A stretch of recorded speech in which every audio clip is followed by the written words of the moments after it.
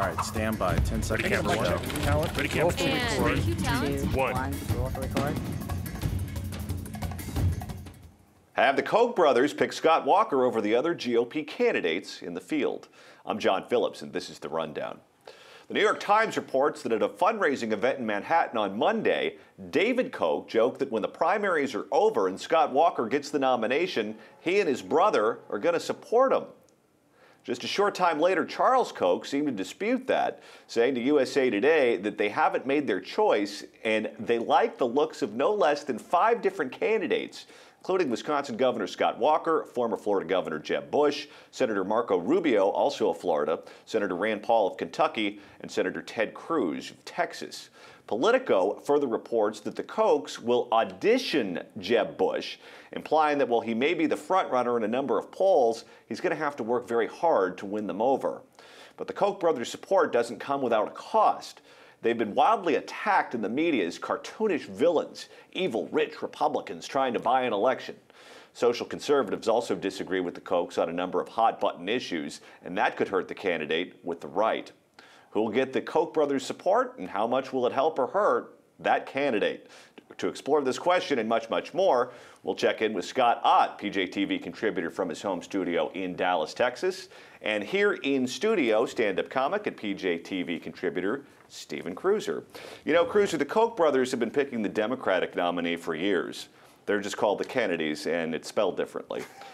How evil do most people think the Koch brothers are? Is that going to hurt Scott Walker or the Republican nominee because the Koch brothers are putting their money behind them? Well, I think that's why Charles came out to just like spread the wealth around a little bit, because the majority of the Oppo research is going to automatically be done on whomever they anoint. And David Koch, this is one of those things that I think is very much ado about nothing, because he's like this, you know, he's this happy-go-lucky speaker, and he probably was just joking. I mean, I'm sure he likes Scott Walker a lot, but he was probably just joking during the speech. But the scrutiny on them is so great because Koch brothers, evil, money, this, that, you know, nobody's watching what Tom Steyer says right now, even though he outspent them by $65 million in 2014.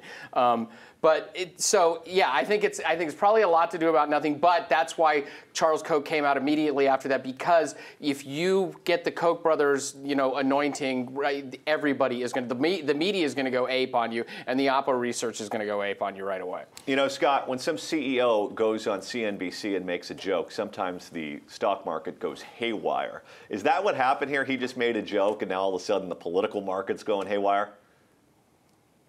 You know, that's what it sounds like. I wasn't obviously there at the moment, so I'm not sure exactly how he said that. But, you know, if you were, my little experience in politics tells me that if I had a recording of everything that was ever said to me by everybody in politics, I could be a rich man today just going and soliciting donations from people so that I wouldn't release the audio. People joke around a lot in the political world, just like they do in the broadcasting world and every other world. What I think is significant about the Koch brothers in this situation is I think they're beginning to realize that they've got to get in upstream in order to have an influence on the national elections, and are really taking a serious look at multiple candidates here.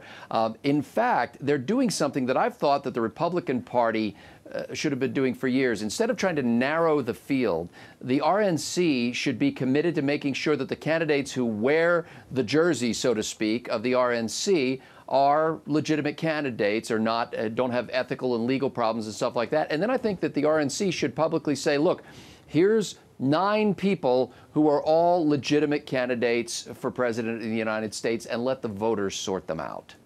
It seems like any candidate that has a chance at winning has to have a mega-rich benefactor. Last time around, we saw Foster Freeze get behind Rick Santorum. That took him from nowhere to somewhere. Sheldon Adelson got behind Newt Gingrich. That took him from nowhere to somewhere. Scott Walker, with the support of the Koch brothers this time, could put himself in that top tier for good if, in fact, the story is true. Is that needed? Is that a necessary part of the game these days?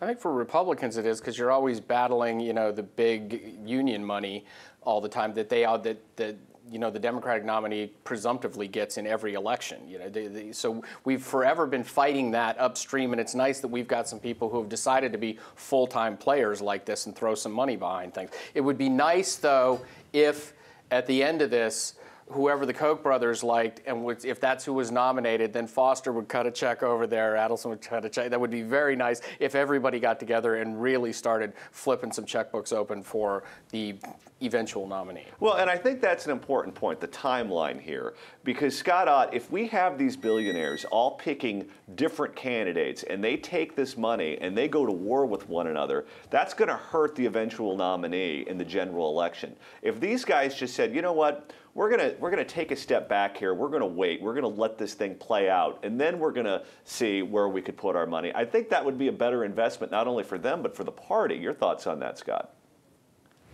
I think the Koch brothers are a little different than your run-of-the-mill billionaires. First of all, I think one of the beautiful things that they do is it's not just their money we're talking about. The Koch brothers organize events and bring together people to hear from candidates, to hear about conservative ideas and libertarian ideas, and they're really fostering an open debate about fundamental principles. The other thing that's distinctive about the Koch brothers is a lot of people, when they get involved in the political process financially, it's because they want something out of it. They want some emolument, they want some break, tax break, or they want some inducement or entitlement from the government. The Koch brothers are basically involved, and many people who are involved with them are involved because they just want the government to leave them alone. They want liberty. They want the pursuit of happiness. And I think that that's a distinctive difference. Anytime you talk about anybody throwing big money around in politics, your first question should be, what do they want? If they want to get something from the U.S. taxpayer or from the government, then you should watch out. If they just want to be left alone, then I think you need to listen. You know, Kruiser, these guys are both small L libertarians. Yeah. They both have very positive attitudes towards gays and lesbians. They want to decriminalize certain drugs, and they want to move the Republican Party generally in that direction. Is that going to cause someone like Foster Friess, who is not that brand of Republican, to get his checkbook out and say, you know what, we need to get behind Mike Huckabee or Rick Santorum or a social conservative to take on whoever it is that the Koch brothers anoint? Well, I think that's what Foster did last time. I was in the beginning, I didn't know it was him, even though I'd met him before, and I kept wondering, how is Santorum affording to show up at all of these things until I found out. How did he afford the sweater vest? Yeah, and I don't know if Foster. See, that's the thing. I mean, I've met Foster too, and he's kind of like a little more easygoing than people think he is, and I don't know if I see him viewing it that way, but that's just a personal opinion right now. I think he may say, I got to throw in behind this guy because he's a solid social conservative right now, but I really hope at the end of the day the people who want to lean social conservative first realize that you can't get your social conservative agenda enacted if it's all Democrats who get elected all the time. That's true. Now, I want to piggyback on a previous point that was made, Scott, where you mentioned that these guys don't really want anything. They're ideological warriors, and they're on Team R, and they want Team R to win. Is that better for the process, or is it worse? Because if they just wanted a certain contract, if they wanted their company to get a government deal, and that's what their motivations were, that's different than having this be a vanity project. Does the vanity project almost make it worse because you're willing to dump in unlimited sums of money to make sure that your guy wins and maybe make the primary that much longer?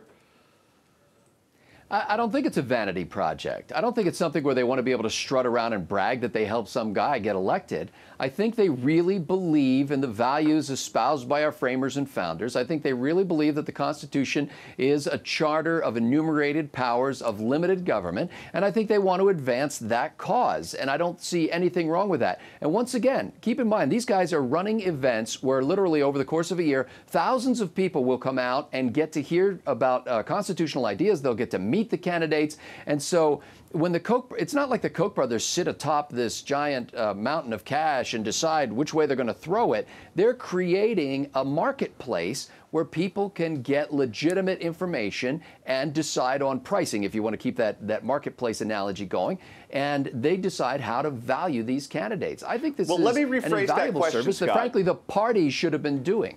Let me rephrase that, because I don't want to make it seem like what the Koch brothers are doing here is just strictly a vanity project, because I'm with you, I don't think that's true.